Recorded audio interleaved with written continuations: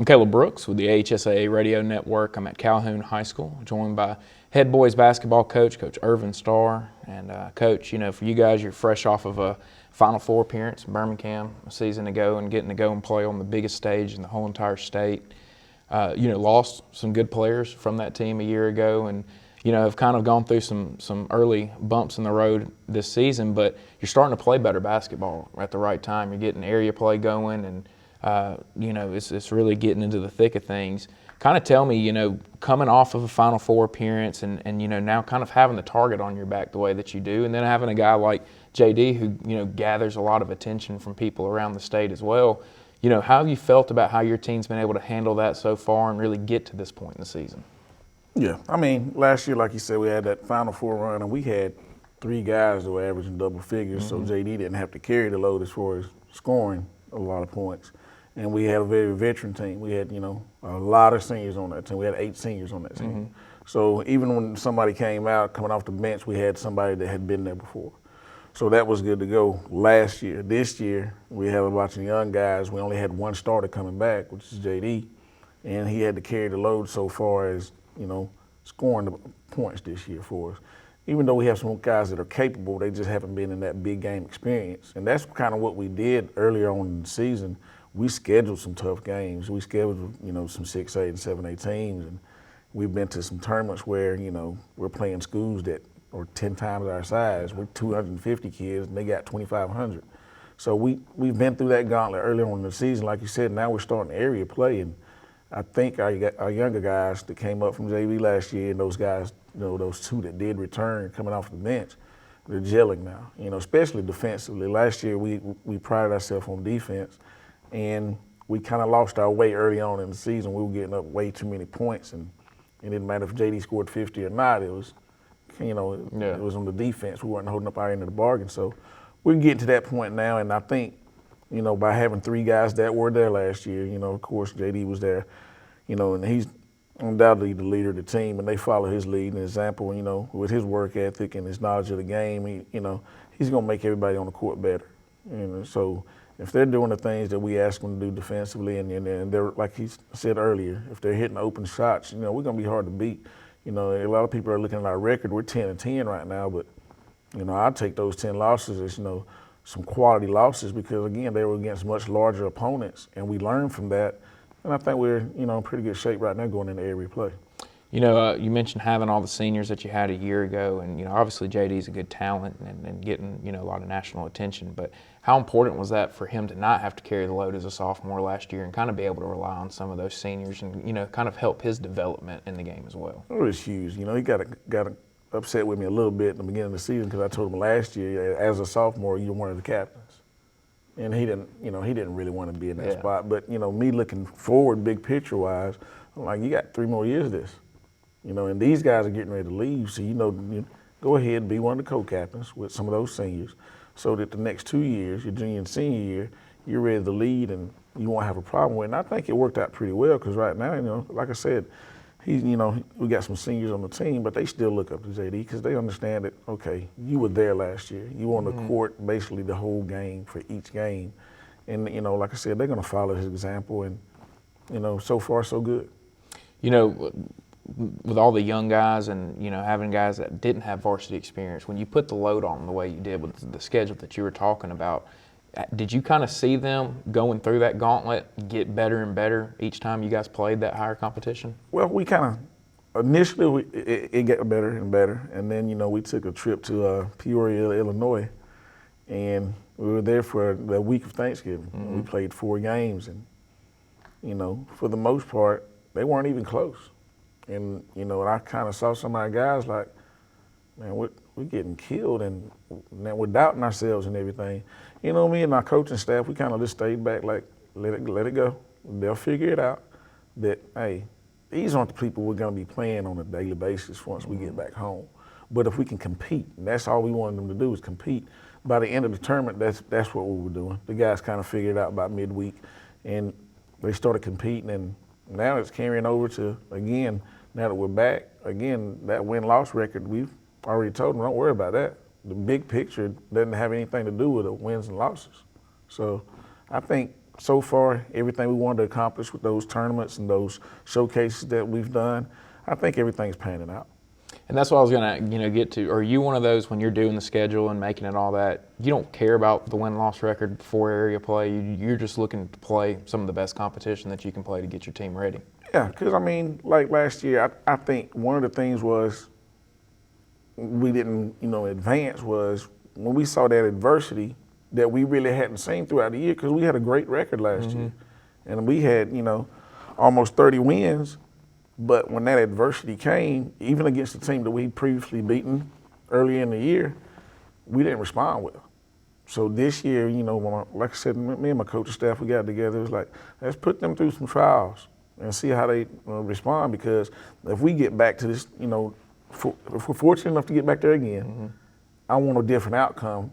And basically, okay, we got adversity, and now we know how to fight through it. I got one of the things I tell them all the time, man, if you're going through hell, keep going.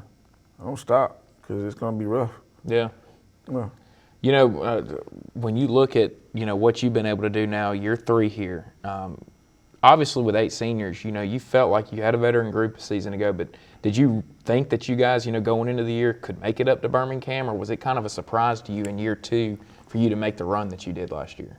Actually, and I'm not being cocky or anything, my first year I thought we had enough talent to make it to Birmingham, and we lost, in regional play, but talent-wise we were there.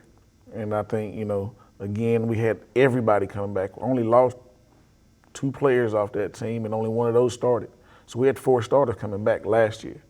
So talent-wise, I was like, yeah, we're a pretty good basketball team. And we knew that talent-wise.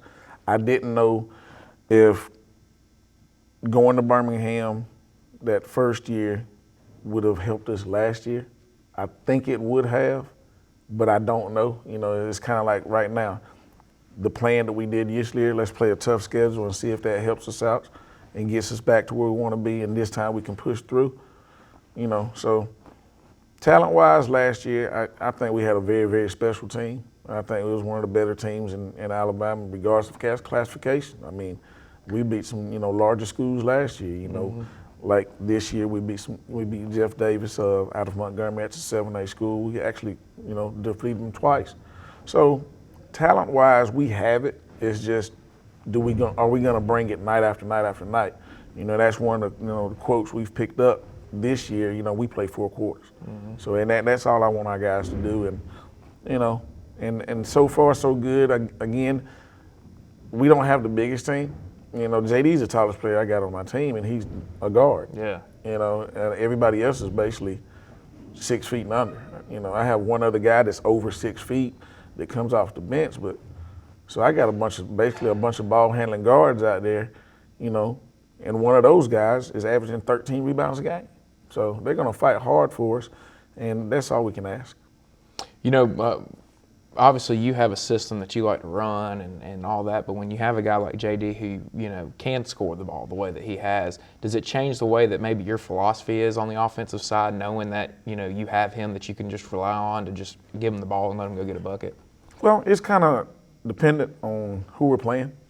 We had a game last night against Calhoun, and they had a young kid that, 6'6", and he was very strong, and we started out in man-to-man, and of course, in the first 3 possessions, it was give it to him, turn around, he laid it up, and get out of that. So we kind of changed that up a little bit. Offensively, JD, we didn't even have to tell JD. JD just took it upon himself, like, okay, this is going to be one of those special nights, and then, next thing you know, he's got his first triple-double of the year, because we're going to be able to run because of that guy's size. He couldn't run with us. And JD just kind of took over the game offensively, and, that's how he got the 10 assists and 30 points, and he had a very great game last night, and then, proud of him for that accomplishment, because that was one of his goals, trying to get these triple doubles and whatnot.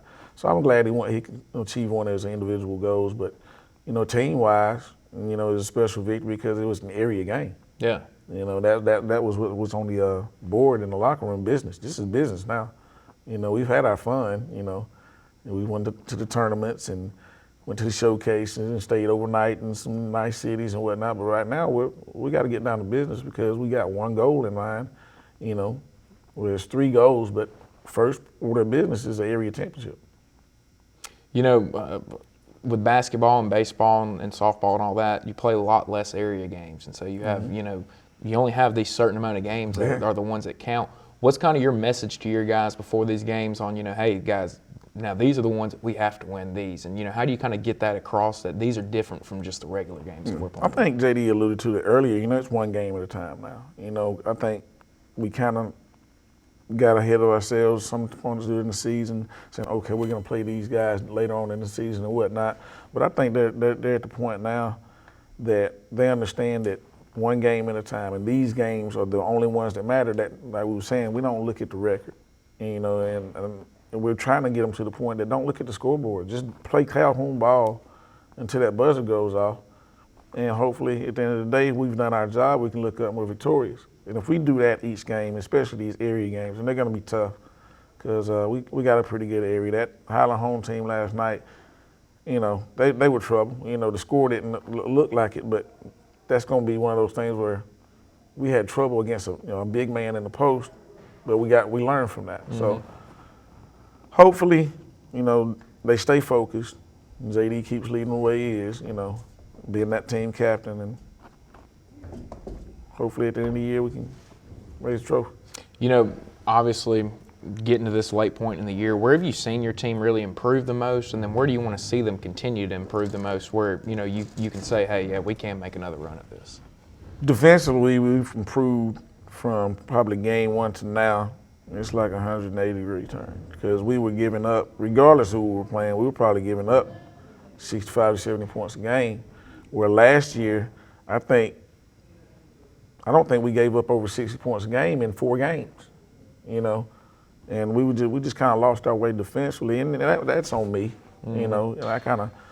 And that comes with youth too. Oh yeah, you know, and I understood. You know, I kind of pushed those guys a little too fast, thinking that okay, even though they were in the program, they were on junior varsity, you know. But I'm thinking, you know, we all practiced together, and they got it. So I kind of threw them out there a little too fast, and you know, they're just now catching up. But now that they've caught up, the last couple of games, you know, we've held opponents to 50 and below. So defensively, that's where we've gotten better.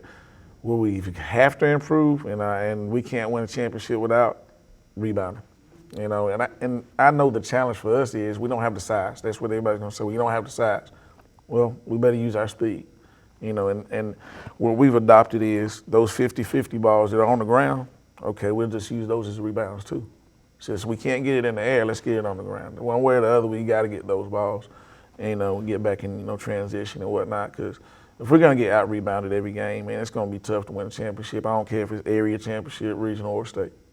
Coach, appreciate you taking the time to sit down with me. Thank you. Let me come in and visit with your program. And good luck to you guys the rest of the year. You know, it's a fun time of year now where things get going. So good luck, and looking forward to maybe seeing you guys back up in Birmingham again this year. Thank you.